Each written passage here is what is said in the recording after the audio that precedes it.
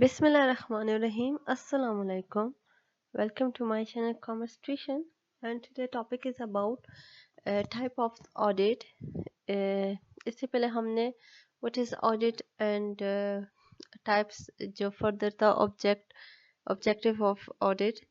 So today is type of audit जो कि काफ़ी इनके types है जो कि डिटेल से पढ़ेंगे.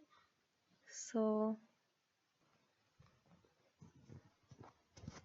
types of audit. First one is statutory audit.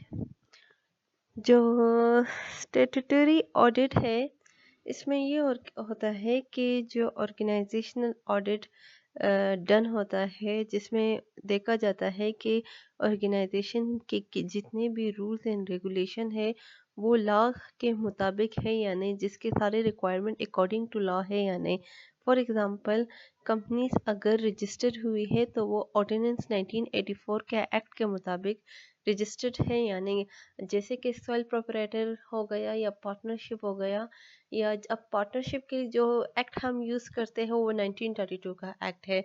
इसके अलावा जितने भी रजिस्टर्ड कंपनी होती है या पब्लिक कंपनी होगी या प्राइवेट कंपनीज होगी तो वो 1984 के एक्ट के मुताबिक सब कुछ रजिस्टर होता है. तो स्टेटरी ऑडिट में देखा जाता है कि तमाम रिक्वायरमेंट बाय लॉ है या नहीं. नेक्स्ट है पीरियोडिकल ऑडिट. पीरियोडिकल ऑडिट में जो ऑडिटर्स होते हैं वो वेरीफाई करते हैं तमाम बुक ऑफ अकाउंट को. जर्नल फर्स्ट ट्रांजैक्शन से लेके जब हम वोचर्स बनाते हैं उस ट्रांजैक्शन से लेके लास्ट तक देखा जाता है. तमाम अकाउंट्स की वेरिफिकेशन होती है और वो अकाउंटिंग ईयर के एंड में होता है, जैसे पीरियोडिकली होता है. ठीक है, क्योंकि हमारा जो बिजनेस होता है वो अनलिमिटेड टाइम ऑफ पीरियड के लिए होता है. तो जब हम बिजनेस को डिवाइड करते हैं पीरियोडिकली तो उसके लिए एक फिस्कल ईयर होता है. किसी का फिस्कल ईयर जुलाई टू जून होता है, किसी का मार्च टू अगस्त होता है. It depends on the nature of the business कि किस टाइप का नेचर है. अगर बिजनेस सीजनल है तो अब सीजनल बिजनेस में अगर आप शुगर के बिजनेस को ले लें तो उसका अक्टूबर होता है फिस्कल ईयर, अक्टूबर टू नवंबर.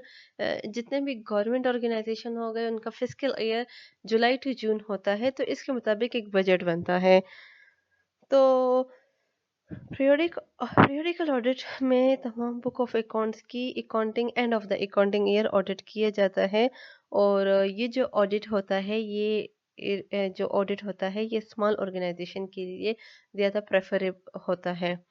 नेक्स्ट है इंटीरियम ऑडिट. अब इंटीरियम ऑडिट का मतलब ये है कि ये auditing middle of the accounting year में कंडक्ट किया जाता है. फॉर एग्जांपल जब हमारा फिस्कल ईयर जुलाई टू जून होता है तो मिडल ऑफ द ईयर जनवरी आ जाता है. जनवरी में रिवाइज सब कुछ देखा जाता है, रिवाइज बजट बनता है, तो हर चीज़ की ऑडिटिंग होती है.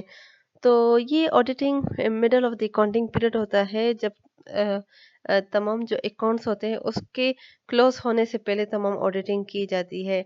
और इसका ऑब्जेक्टिव ये होता है कि कुछ हमारे जो डिविडेंड डिक्लेयर होते हैं वो इंटीरियम डिविडेंड होता है, तो उस केस में भी काफ़ी ये बेनिफिट है. तो कुछ हमारे जो डिविडेंड होता है इंटीरियम डिविडेंड हम उसे कहते हैं, तो उसके लिए काफ़ी ये ऑडिट की जाती है. नेक्स्ट है पार्शियल ऑडिटेड.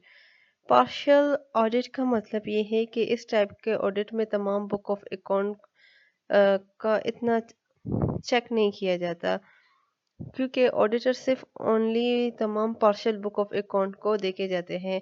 अब पार्शियल का मतलब है इन डिटेल ये लोग वो नहीं करते, ऑडिट नहीं करते, बल्कि पार्शियली होते हैं. जैसे कि कैश बुक को ले लो, बैलेंस शीट हो गया, पोस्टल रजिस्टर हो गया, ये सब पार्शियली चेक किया जाता है. बैलेंस शीट ऑडिट का मतलब ये है कि इस टाइप ऑफ ऑडिट में ये होता है कि ऑडिटर्स जो होते हैं वो सिर्फ वेरीफाइड करते हैं वो आइटम जो कि बैलेंस शीट में अपीयर्ड होते हैं. फॉर एग्जांपल बैलेंस शीट में हमारे पास एसेट होते हैं, लायबिलिटी प्लस कैपिटल होता है. जिसे हम अकाउंटिंग इक्वेशन भी कहते हैं कि asset is equal to capital plus liability. अब एसेट में फिक्स एसेट होते हैं, करंट एसेट होते हैं, फिक्टिशियस एसेट भी होते हैं। तो जितने भी हमने परचेज किया होता है, शॉर्ट टर्म होते हैं, जो भी होता है, तो हाँ वो सारा उसकी ऑडिटिंग की जाती है।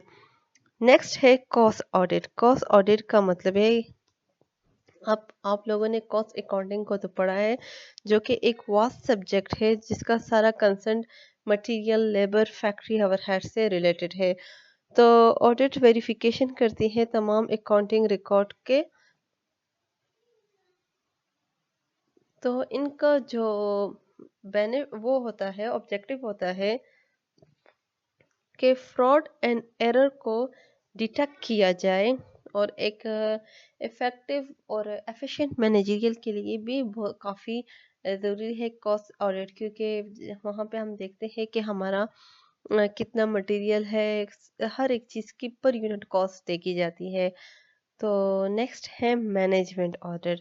अब मैनेजमेंट ऑडिट एक असेसमेंट असेसमेंट करती है जितने भी मैनेजमेंट के पॉलिसीज होते हैं, मेथड्स होते हैं, वो सब देखे जाते हैं कि जितने भी उनके स्ट्रेटजीज होती है, प्लानिंग्स होती है, तो वो सब है according to the rules and regulation है या नहीं, मैनेजमेंट एंड कंट्रोल है या नहीं। इनका मेन ऑब्जेक्टिव मैनेजमेंट ऑडिट का ये देखते हैं कि वो जो तमाम रूल्स एंड रेगुलेशन है वो फुलफिल किए जा रहे या नहीं। अगर हमारे यहाँ मैनेजमेंट सही नहीं है, तो हमारा जो और चीज़ें हो गई वो भी सही नहीं होगी। मैनेजमेंट अगर कंट्रोल में है, according to the rules and regulation है, तमाम पॉलिसीज को वो चेक कर रही है, तो सारे जो फंक्शन है वो वर्कआउट कर रहा है। नेक्स्ट है कंटिन्यूस ऑडिट। अब कंटिन्यूस ऑडिट एक ऐसा ऑडिटिंग प्रोसेस है जिसमें तमाम अकाउंटिंग के प्रैक्टिसेस को कंटिन्यूसली एग्जाम किए जाते हैं थ्रू आउट द ईयर।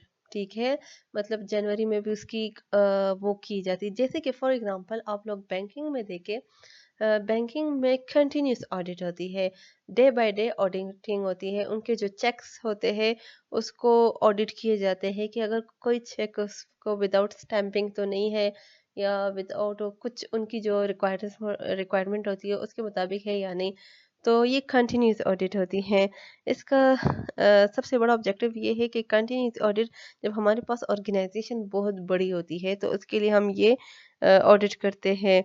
इससे क्या होता है कि जो फाइनेंशियल अकाउंट्स होते हैं वो क्या होता है कि उसके बारे में हमें जल्दी इंफॉर्मेशन मिल जाती है।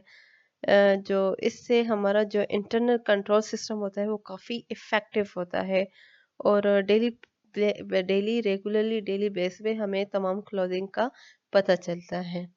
तो ये हुई टाइप्स ऑफ ऑडिट ऑडिट की, एंड आखिर में ये था types of audit. So please subscribe my channel and press bell icon too. Thank you.